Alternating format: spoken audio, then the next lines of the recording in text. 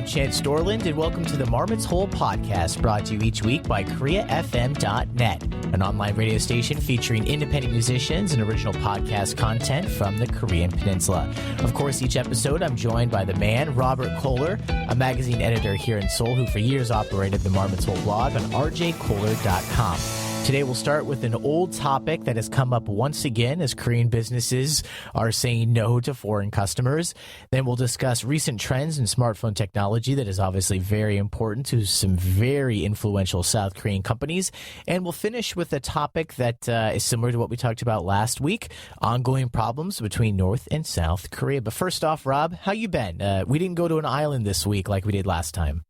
No, it was a pretty relaxing weekend. Did a whole lot of nothing. That's so great for the podcast. That doesn't happen very often. Yeah, no, I had a nice last week too. Stayed busy, but nothing much to report. So, all right, well, let's just move straight into the topics then, because there has been a lot going on the Korean Peninsula. We'll go through a serious topic, then go to something that's a little bit more lighthearted, and then we'll finish with a very serious topic as ongoing troubles between the two Koreas.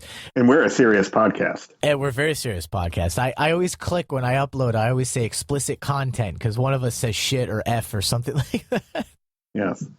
First off here, the Korea Herald recently published a story titled Korean-Only Bars Trigger Controversy. But Rob, I think you'll agree, if you're a foreigner in South Korea and if you know how to read, this really isn't news. Right. It's not actually much of a controversy either, because the Korean media really doesn't talk about it that much, and it's actually quite legal to discriminate against your customers in South Korea. I've had people argue with me that, South Korea has signed on to international agreements, and no, it's not legal. But according to Korean law, at least, it is legal to choose who you want to do business with. Right.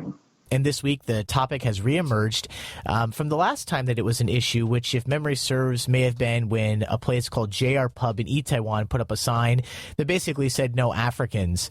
And that was back during the Ebola crisis that was going on at the time. And, they received a lot of bad press, right, as they should have. But I remember specifically at that time, once again, it came up, it was illegal. Right. Or it came up, it was perfectly legal what they did. So now the Korea Herald story that's making the rounds is about a Hongdae bar. So the other kind of, place that foreigners go, Itaewon and Hongdae, the top two, I would say. A bar named Greenlight had a sign that said, quote, "Only Koreans are allowed because our employees are not able to communicate in English. It's not racist. Sorry. Please be generous about it." And I got to say, tip of the cap, what a nice sign to write up. However, when a 24-year-old American who spoke to staff members in Korean asked, Korean language, asked if she could get in, she was told she still wasn't allowed. One of the bouncers guarding the door told the Korea Herald that it was not their intention to discriminate against foreigners, but rather their business policy to attract Korean-only customers. And who knows whether or not that's true. I could see it both ways. Not saying one's better than the other, but, there's some different reasoning you could have behind putting up such a sign. So, Rob, we're talking about this. As I mentioned, not entirely new. This has happened before, and it will still happen again. But I'm kind of on both sides of this topic, or both sides of this issue. I think it's really bad business practice. And while I'm not personally, offended to the point that I'm going to go march, for foreigners' rights on this specific issue, I would like to see that I could go anywhere that I wanted to. But at the same time, as an American, I do support business rights perhaps more than someone would in a different country. That's something I grew up with, and people around me when I was young were talking about the rights of a business owner. And I think to a certain extent, business owners should be able to choose who they do business with. Now, I'm going to be a little weak here and not say where that line should be drawn, but I think that there is a line that can be drawn. Well, yeah, it's a complicated subject because, like you, maybe even more so than you, because I tend to lean libertarian on a lot of economic issues and social issues. I think businesses should be allowed, private businesses should be allowed to... Yeah, private businesses, so not the government. Right, exactly. The government's, that's a very different story. But private businesses, should be allowed to, should be allowed to serve or not serve whoever they like, based on whatever criteria they put forth. So do I, with bars, with bars turning away people because of race, there's two different issues here. One is, do I think it should be legal? I think it should be legal. Do I think it's, do I think it's a good thing that they're doing that? No, I think they're assholes. Right. And yeah, you should call them out on that, and they should be called out. But Right. maybe, as you made the case, maybe they should be allowed to do it. And I'm not saying I agree with that, but I think that you can make both points and still make sense. Well, yeah, I don't think being an asshole should be illegal. Right. It's, but yeah, they should be called out for it. Nowadays in the United States, with the okay, with dealing with race, the U.S. is a bit of a unique case because we have that history of slavery, we have the history of Jim Crow, we have a history of state enforced segregation. So, while all things being equal, I think, for example, if you're, if you have a restaurant or cafe and you don't like black people for whatever reason, you know, in theory, you should be allowed to say, I don't want black people to come into my private business. In practice, however, because, in practice, not all things are equal. And the United States has that heritage. It has that kind of original sin, if you will. So in the U.S., I get why laws, for example, why laws banning private businesses from engaging in racial discrimination. I get, I understand why they're necessary and why they exist. Korea, though, isn't the United States. It has a very different history with this sort of thing, really anywhere in the West now. If you were to if a business were to engage in those sort of practices, you wouldn't really even need laws to deal with it, because as soon as it became publicly known that the businesses were engaging in these practices, everybody, social media, the news media, everybody would be up in arms, calling these people out. The problem in the Korean case, and I know one journalist in particular likes to point this out. Oh yeah, is that I know what that is. Is that these businesses can engage in these types of, businesses can engage in blatantly racist business practices, and nobody will call them out on it. Nobody seems to find that, terribly important or terribly offensive. And yeah, that's a little bit disconcerting. I mean, things are changing, and I imagine, over time, those types of, people who engage in those sort of things will be, will face greater and greater social ostracization, but that certainly isn't the case yet. Yeah, I remember specifically, and once again, this is just what I remember, so if I get anything slightly incorrect, I apologize. But I do remember that with the JR Pub situation, I believe the very next day or something like that, someone went there to report on what the fallout was going to be. And apparently the restaurant or the pub, whatever how you want to describe it, apparently it had a decent amount of people there, but they were all Korean. There was no boycott. I mean, it was open for business. No, there is no fallout for this, for that sort of behavior. Now, granted, I think Korea's foreign-born population is like 3%. So, there might not be that many, there might not be that many foreigners to actually, with it. If foreigners started boycotting your businesses with the exception of certain districts, Costco would be shut down. With the exception of certain businesses in certain districts, it's probably not going to affect your bottom line much. So, there's that. But if you read some of the Korean responses, particularly in Korean language, one of the things that you will hear is that, not just that it's not racist, but really it's the foreigner's fault, because the foreigners misbehave. Obviously,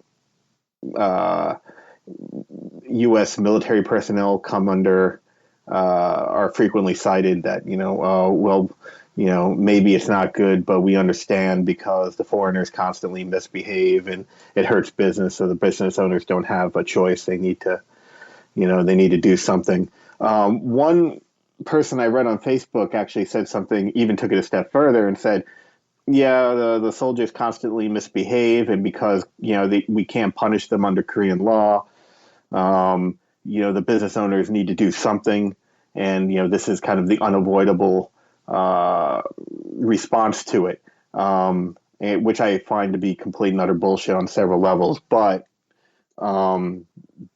that's what's being said. So.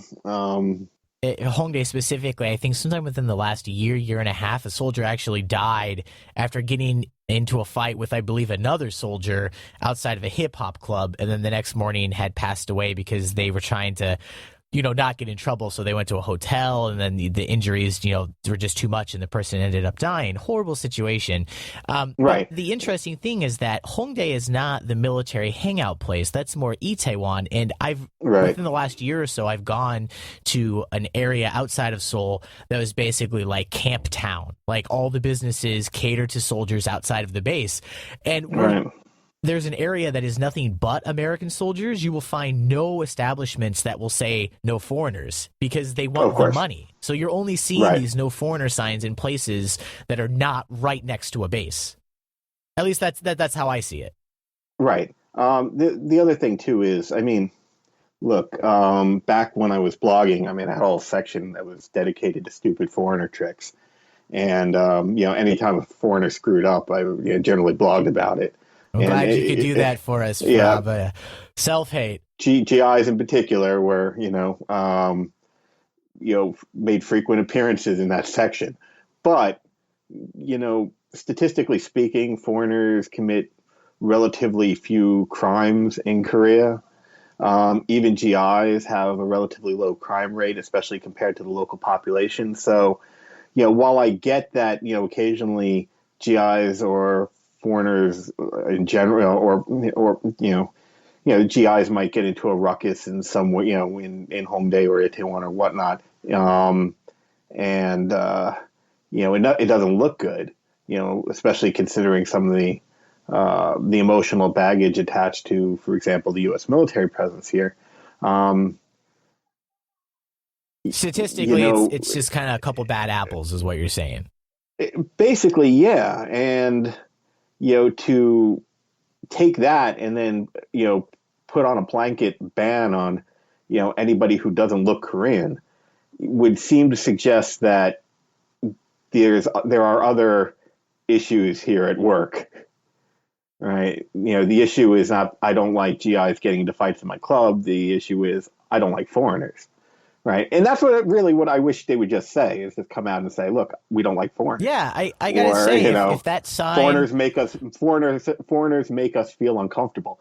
And as long as you say that and just come out and say it, I'm okay with that. I wouldn't say that I was okay with it, but at least I would, tip of the cap. Like this sign said only Korean, and I got this from the Korea Herald sign, so I hope this is accurate. This is what they were reporting. The sign had a picture, only Koreans are allowed because our employees are not able to communicate in English. It's not racist. Sorry, please be generous about it. If that sign had said only Koreans are allowed because we don't want foreigners in our establishment, please be generous about it, at least that would have been like, okay, that's what they want. But it's not racist. Sorry. That just is kicking someone when they're down. Yeah, well, it's insulting our intelligence is what it's doing. It's like, okay. Now, having said all of this, when I posted on Facebook about this, I did say, look, I don't think it's a huge deal, or I don't think it's a big deal that, a particular club doesn't want, people who look like me. Well, no club should want a person who looks like me in their club, but, a person of my particular ethnic background in their club, I don't think that's a huge deal. I'll just go somewhere where I'm more welcome. But one of the commenters on that post, he called me out on that. He made a very good point in that it's a little bit, the issue here is a lot more, it's a lot more broad than just getting it's a lot it's a lot bigger than not being allowed into a particular club or a particular bar. Um, for example, in Korea and Japan, Japan in particular, gets called out on this a lot. A lot of housing in Japan, it's not uncommon for building owners to not rent apartments to foreigners. Um, the particular commenter was involved in a particular case in Japan that apparently made it all the way up to the Japanese Supreme Court, where a bank refused to give him a mortgage loan, or refused to give him a mortgage solely because he's a foreigner.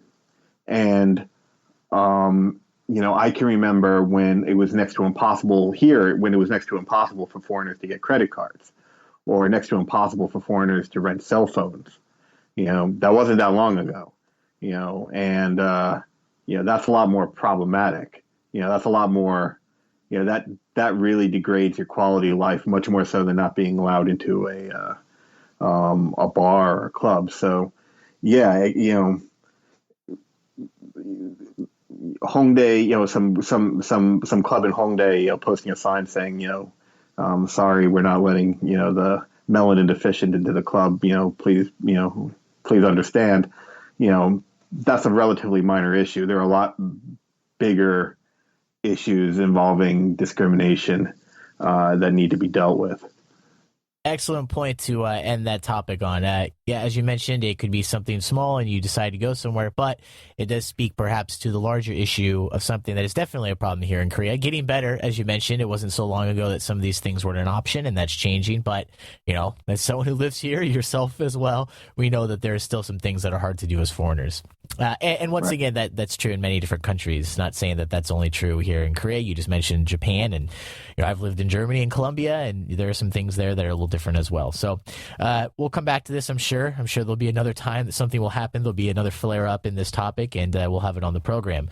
But moving on here, so the Korea Jungon Daily just came out with a piece talking about smartphones. In the past, it was basically just the bigger screen, lighter weight, better resolution that was making all the difference. But now we're starting to see that these kind of bargain smartphones are starting to compete with the premium phones that you're seeing from Samsung, LG, or even from Apple, the iPhone. But one thing that we're also starting to see is how smartphones are being connected to the increasing virtual reality market. And this is something that is on a lot of people's minds right now because currently the Mobile World Congress is underway in Barcelona, Spain. And there are some photos that are coming out with some reports, and also I believe Mark Zuckerberg, the CEO of Facebook, is there right now at the Mobile World Congress in Spain, and Facebook is trying to get involved with this as well. Right. Well, I mean, not only was Zuckerberg in Spain when Samsung was unveiling its new virtual reality device. All the audience was plugged into their rows and rows of people. Rows and rows of people plugged into their devices, and when they finally at the end of the show, when they took the devices off, there's Mark Zuckerberg. Oh, so that's how it worked out. They didn't know he was going to show up. Nice. Well, I mean, Samsung, I imagine, but someone let him in. They knew it was going to happen. Right. So, yeah, I mean, look, I'm a huge cyberpunk fan, so I have to say I'm a little bit excited to see that dystopian future that for a long time we thought would never come. That it might come true now. I mean, you saw the picture, right, with Zuckerberg walking past all the folk with the glasses on. I mean, he just walks by rows and rows of people who look like how was this? Yeah, he's just standing there, and it almost looks like a movie theater. There's just rows and rows of chairs, and then it's that thing now where rather than a separate piece, it's just a headset, and then you put the phone inside of it. Right. It's I've actually used it. Here in Seoul, you went to like a demonstration? Actually, the Van Gogh exhibit with the old Seoul station now. It's still going on. Part of the exhibit there is a you use the headset to experience what was it, one of the it's one of the cafes that Van Gogh painted. But anyway, you could walk actually around the painting and everything. It was actually kind of cool. And yeah, I mean, it's interesting. It's still, I think, very much in its infancy. I was reading some of the reviews on it. The Samsung ones seem to be getting decent reviews. LG, I kind of feel bad for them because I'm kind of partial to LG myself, especially compared to Samsung. But Gizmodo, their review, their headline was LG 360 VR is one of the shittiest virtual reality headsets I've ever tried. So that's not a they're telling it like it is. That's not a ringing endorsement, but I'm hoping that LG, is able to, they'll hopefully they'll get better at this. Like I said, it's still very much in the infancy. But yeah, there is and the picture looks sinister. Samsung just released its first 360 camera, right? And it looks exactly like an eyeball. It actually kind of looks like Hal from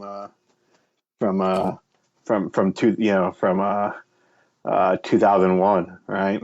So, which, by the way, they have a Kubrick exhibition, I believe, still here in the city where you can see memorabilia and parts of films or some set pieces from the films here in Seoul. Went to that one too. That's definitely recommended. And they had something from Hal there, didn't they? They did. Yeah. I mean, they had a lot of stuff from 2001. I mean, that was kind of the highlight of the exhibit.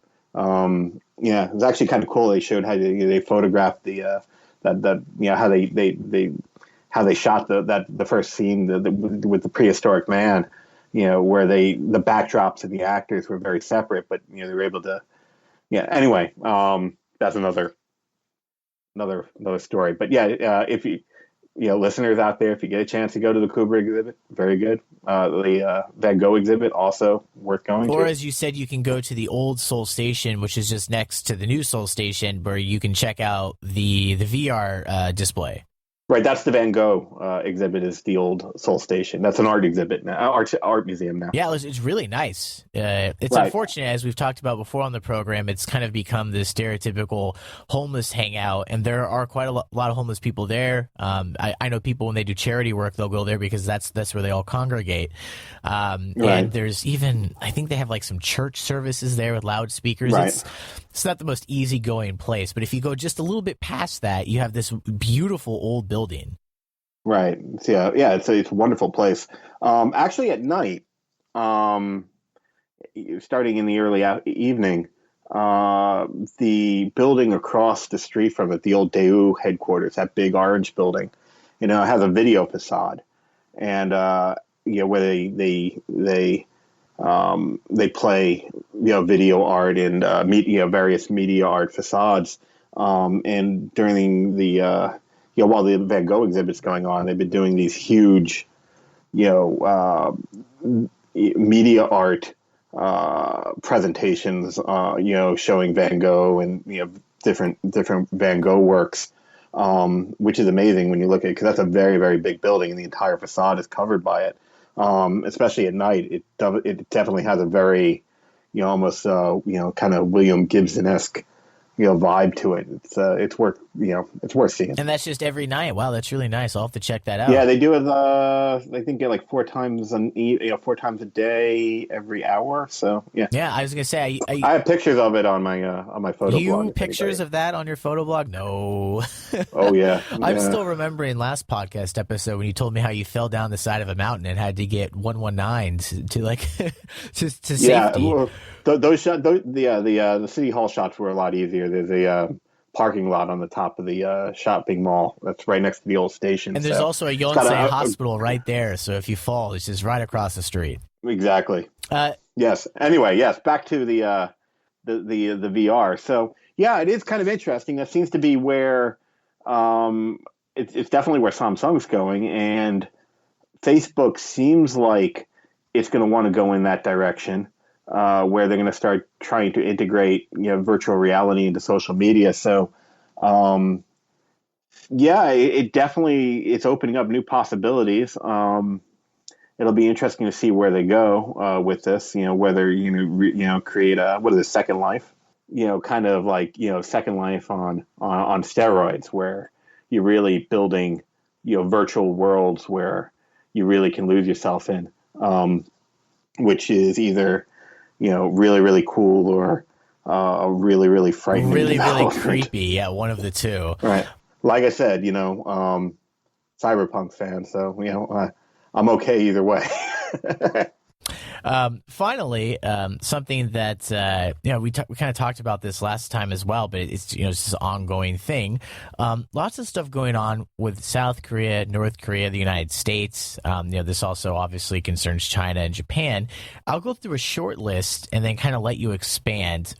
So first off, South Korea is now questioning North Korea's UN membership. South Korea is now questioning a lot of things about North Korea, that being one of them. Secondly, President Park Geun-hye has called on the nation to remain on high alert after North Korea's possible terrorist attacks were announced, and South Korean police have also strengthened security for one specific North Korean defector who serves as a high-ranking official at a South Korean state-run think tank after the North ordered his assassination. Allegedly. Yes. Now, in addition to this, South Korea and the U.S., we were talking about THAAD last week, they have, quote unquote, abruptly delayed a signing of an agreement to set up a joint working group that would discuss the deployment of THAAD in South Korea just right before it was to be signed. And this last one, put it at the end of the list for a reason. North Korea apparently has called South Korean President Park Geun-hye a, quote, crazy old bitch, among other things.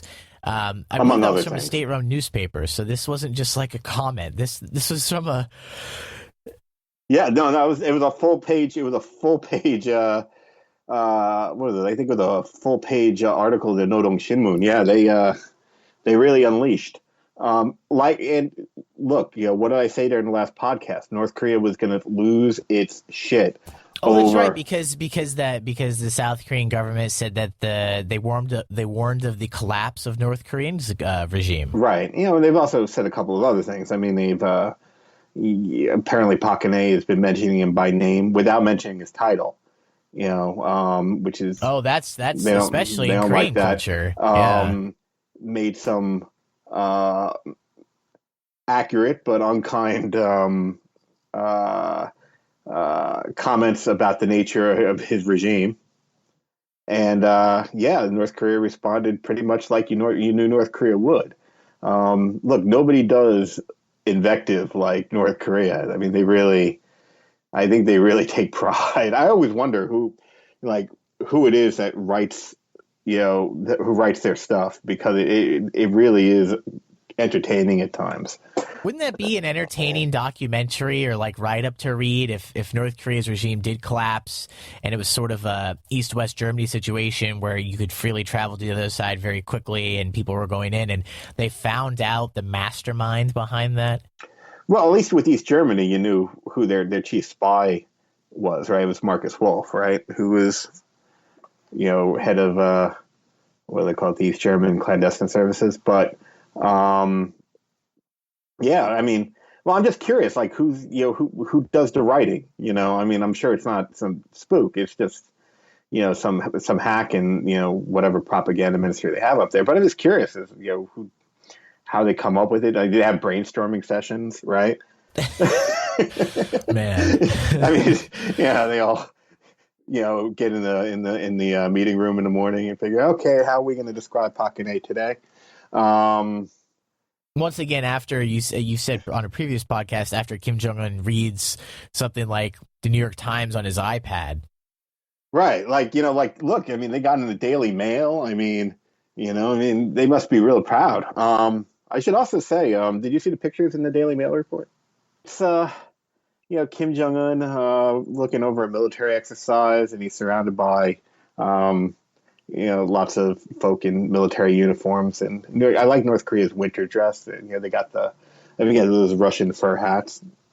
But, Kim Jong-un's wearing the fedora, right? He's dressed with the black coat and the fedora. And I got to say, hats off to any man who wears a fedora. You don't agree with his politics, but tip of the cap. No, he's a murderous dictator, but man, he, look, Well, as we mentioned before with Germany, he looks I mean, he looks good, look. Yeah, the Third Reich was a horrible, horrible group of people, but yeah, they had some nice technology and they had some good designers. Oh shit, yeah, the Hugo Boss, right? They designed the SS uniforms, right? So as I mentioned, we got talking about this final point because it's it's a little comical, what North Korea just recently said about the president, but there's just so much going on right now. So and a lot of it's not comical at all. Like, no, not at all. So what do you want to start with? I mean, well, the big thing today was the Chinese ambassador held a meeting with members. It was, I think, with the opposition party here, and where he basically, let's see, I'm actually looking at the article here, where he warned that ties between Korea and China could be destroyed because of the THAAD deployment. China is definitely. I mean, we've discussed this before. China is definitely not happy about the United States possibly setting up, deploying THAAD to South Korea. But yeah, for the ambassador to go out and basically, threaten his host country with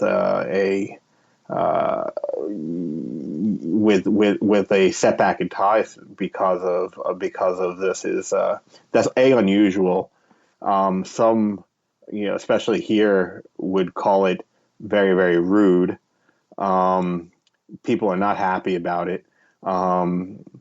Actually, with an official, for a quote here, an official at the Korean Foreign Ministry who asked to remain anonymous, told, I guess, the Korea Herald, as an ambassador representing his homeland, speaking of the destruction of bilateral relations is extremely undiplomatic and a grave problem, even if we've explained many times that the system is intended to counter North Korea's threats.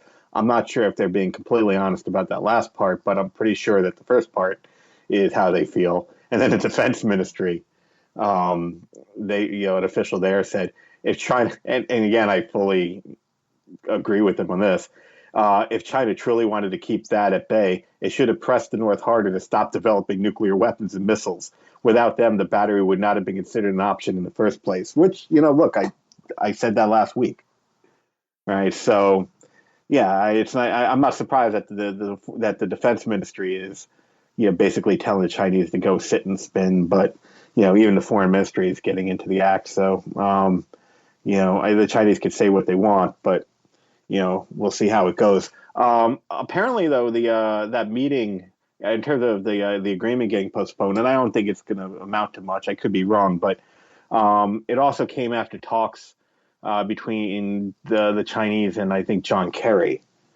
So I think I think some might be thinking that the United States and China might be talking and kind of hammer out a way that maybe China leans on the North more in return for the United States backing off on THAAD. We'll see if that goes down. One of the interesting things actually the Chinese ambassador said is, if it hadn't been for THAAD, we would have passed a resolution we would have passed a resolution at the UN by now. So yeah, we'll see how that goes. A resolution on North Korea? On North Korea, the Chinese are saying had it not been for THAAD, they would have passed a resolution. Isn't that a bit of a stretch? Well, there's two things. A, it might be a stretch, but even if it's not a stretch, look, you can pass them, as many resolutions as they like. If China's not really gonna, stick it to the North Koreans, and if China's not prepared to really lean on the North Koreans, then the UN can pass as many resolutions as they like. It won't make a difference. So one thing I want to ask you, last week you were very behind the idea of closing down Kaesong Industrial Complex, and you weren't really happy that it had ever come to fruition in the first place. So are you worried about South Korea losing, its good relations or suffering worse relations with China than it has now, if that means that it could work with the U.S. more and Japan more to try to counter what's going on with North Korea? Is that a worthy trade-off? I mean, I know China is the biggest trading partner of South Korea. Well, look, I mean, relations between states are complicated. So in terms of security, Korea and China have, there are areas of cooperation, and then there are areas of conflict. With economics, obviously, yeah, China is a very, very important trading partner of South Korea. But then again, China is a very important trading partner of the United States, right? And it hasn't stopped China and the United States from, you know, uh, coming to loggerheads over, a wide range of, issues from the South China Sea to Taiwan to, Africa policy or, whatnot. So, you know, I'm pretty sure that it's in nobody's interest. It's not in South Korea's interest. It's not in China's interest for everything to go to shit and everybody to stop talking with one another and stop trading with one another. That's not going to happen, right? But yeah, I definitely see relations cooling a bit, especially now because I think there is a lot of disappointment in Seoul. Where look, Seoul invested very, very heavily in its relationship with China early on in the Park Geun-hye administration, so much so that it started to worry Washington. Yeah, Right? I remember those reports. Yeah. For example, Park Geun-hye went to Beijing to celebrate. When Beijing held those big celebrations to mark their victory in World War II. Well, but that wasn't an immediate yes. There was some time over that decision. But she showed up. She did go. And she was, I mean, did you? I still remember this picture where, in Cheongwon, they posted on their Twitter account, and I was like, man, I was like, somebody needed you think before you hit enter. It was a picture of Park Geun-hye and Xi Jinping, and then what do they call it? Vladimir Putin was there. The various dictators that run Kazakhstan and Uzbekistan, and the Belarusian president, what's his face, Lukashenko was there. It was just a picture of, basically Park Geun-hye and a whole lot of people that are not going to be on Amnesty International's Christmas card list. Right. And Park Geun-hye being the daughter of the former Korean dictator, which comes up from time to time. Right. Well, actually, it was funny because Lukashenko was there with his son, right? And yeah, basically that caption writes itself. But anyway, she showed up at this thing, and Washington told her not to go. Well, the United States didn't show up. Pretty much nobody showed up to that, except except for Park Geun-hye and a whole bunch of people from the former Soviet Union. Also, I think Venezuela. What's his face? The president of Venezuela was there too. So it's like, look, and the reason she did this is, I mean, she really was hoping that improved relations with China, if the economic benefits aside, I think she was hoping that eventually, China would be able to contribute more actively to, keeping the North Koreans in line, and that hasn't worked out for them. It hasn't worked out for her. So I think there's a lot of people who are kind of like, okay, that was a waste, and are making adjustments in their foreign policy accordingly. And so the other thing that I mentioned from this list that we haven't quite gotten to yet would be North Korea's UN membership and also possible terrorist attacks taking place in South Korea from the North. Oh yeah, I mean, look, I mean, the North. I mean, I'll give the South credit. They're giving as good as they're getting. When you got when you got their entire UN delegate, well, I mean, when they got their UN ambassador and their the guy underneath him, basically going out and saying North Korea shouldn't even be here, right? We're starting to question whether North Korea should even be a member of the UN now. I mean, that's stepping up the rhetorical. That's really stepping up the rhetoric, and I'm not necessarily sure where they're going with this. I mean, as much as I'm amused to hear, as much as I find vitriolic rhetoric amusing, I'm not sure if it's helpful. I'm kind of more of a fan of the speak softly but carry a big stick approach to foreign policy. So running off your mouth is one thing, but you know we'll see how things work out. We'll see how um, you, for lack of a better term, we'll see how big everybody's balls are when there it is. This is why I write these episodes are explicit, so people we'll are see how warned. big, right, when the shit really hits the fan, then we'll see how big everybody's balls are. Right now it's just talk. And I really hope nothing does happen. But yeah, I mean, for example, you have warnings of possible assassinations or terrorist attacks.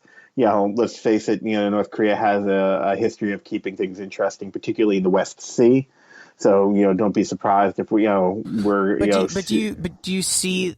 And obviously, it's not like you have a bunch of paperwork on your desk from some sort of secret organization that would keep track of these things. But correct me if I'm wrong. At least within recent years, these attacks have been military driven, as opposed to some guy with bombs, like jumping into a building or a subway and blowing something up. So when I think of terrorist attacks, I think of something like that, as opposed to, artillery fire hitting an island or sinking a battleship. So do you think, if you will, that type of terrorist attack is actually something that might actually necessitate a warning, or is this just the same type of situation we've had before? We had landmines going off. Well, I think just raising security above, across the board. I mean, back to terrorism. Yeah, I mean, North Korea hasn't really done anything that we commonly regard as terrorism for a while. I mean, they used to be big into that, blowing up airliners and that sort of thing, but or attempting to blow up an entire presidential delegation, for example, like in Burma. But I don't think they've done that for a while. But who knows? I mean, desperate times, and North Korea does like to keep things interesting. The other thing I think they're really, really worried about is also cyber attacks, because North Korea has shown a propensity. It appears North Korea has invested a lot in upgrading their ability to engage in offensive cyber operations, and it appears that they've used it they've used it a number of times against South Korea. And something I actually read today in the news, actually, let me pull up the report, with Deloitte Consulting. It's the cybersecurity group, and it's based in the States, but they have an East Asia branch. They evaluated South Korea, as being in the Asia Pacific, being the country with that's most at risk of being subjected to most at risk from a cyber attack. I mean, it's not even close. Like, out of 1,000 points, 1,000 being the most exposed, and 0 being locked up tight. Korea got an 884, right?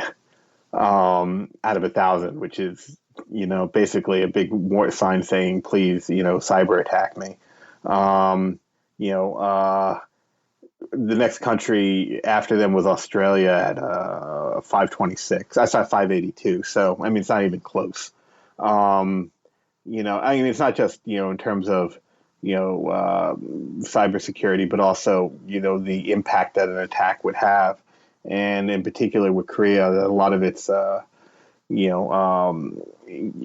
you would call ICS, which is industrial control systems, right? a lot of stuff in Korea is is operated by computers, right? Everything from apartment buildings to nuclear power plants. So and the impact of an attack, a successful and damaging attack on would have on Korea would be it would be devastating. So I think they're really really concerned about that as well. Yeah, I mean, just like most, what do I say? Yeah, I mean, this is something that affects other countries, perhaps not as bad as you just mentioned with Korea having a very bad score, but you have dams, you have electricity grids, you have nuclear power. I mean, this is all tied into something. Right. Yeah. I mean, like I said, it could be devastating. So, you know, again, I mean, part of the reason why the Korean score is so high is again because of the reliance on computer technology that Korean society has, but also, I mean, yeah, there's the North Korea factor that it has an enemy that's clearly gunning for them. So, you know, Korean cybersecurity practices aside, it is something that, yeah, really a matter of concern. Well, I think that's going to do it for today's episode, Rob. We might still have to talk about North Korea and all this next week. We usually are able to keep it pretty fresh from episode to episode, but after what's been going on with that and the rocket test, and then before that, obviously, the nuke test, I mean, there's been some very interesting news coming out of this area. Oh yeah, I mean, North Korea is the journalistic gift that keeps on giving. So look, why should we be any different? It's interesting. A friend of mine who's very well known in the journalism community here, at least in the English side of things, he's going to be leaving Korea at least for the next year or so. Yes. And Australia, I believe. Yeah, Australia. Yeah. If anyone's listening, they probably know who we're talking about. But we'll just go ahead and pretend like we're not talking about him, so we won't name him. Right. But one of the things he told me is that one of the frustrations about being a journalist based in South Korea is that you're often not actually doing any reporting. You're just providing context for people who don't understand what's going on. So You're not breaking any news stories. You're just saying, okay, because I understand what's going on here, I'll now explain it to you, and I'll explain it to readers in a certain part of the world. And I guess he got a little tired of that. So it is great for people who live here because they constantly have a source of something that they can sell, as a journalist. But it's not like, you're running around digging for stories a lot of the time. You're just kind of reporting things that are happening for people who need to understand them. Exactly. Yeah, it's from what I understand, it can be a bit of a frustrating place to work. There's that issue, and there are other issues as well, like can't go to clubs. Yeah, well, that's the other thing, right? Can't go to a club. Right. Yeah. Right. Because they're very clubs and bars here tend to be very anti-journalist.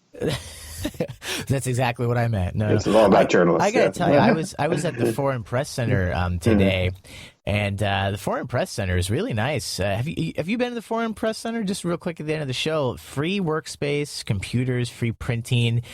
You can rent out like a room just to work by yourself, or if you wanted to do an interview there.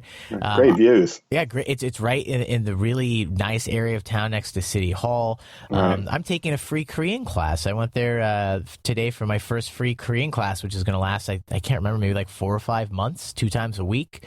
I studied for 6 months at a university 2 years ago when I first got here, and I've gotten a little bit rusty since then. Yeah, just tip of the cap to the Foreign Press Center. It's we kind of complain a lot on the show because we're talking about interesting topics which deserve to be complained about. But once again, a lot of benefits living here in South Korea, and of course as a journalist. Indeed. Indeed, that's where we leave it. Well, that's is economy a word? Well, with that resounding amount of applause from you, Rob, let's call it a night, and we'll talk to you next week. All right, great. Well, I'll talk to you next week.